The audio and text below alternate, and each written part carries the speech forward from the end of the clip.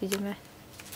Začíname prvým háčikom, ktorý sa nachádza na strednej strane, na vnútornej strane závesu. Prvý háčik vešiame pravou rukou zo zadnej strany. Tým vzniká efekt otočenia a záves je na okne pekne nadekorovaný. Druhý háčik vešiame ľavou rukou opäť zo zadnej strany. Takto striedame háčiky opäť. Pravou rukou zo zadnej strany. Ľavou rukou zo zadnej strany. Pravou rukou a opäť ľavou.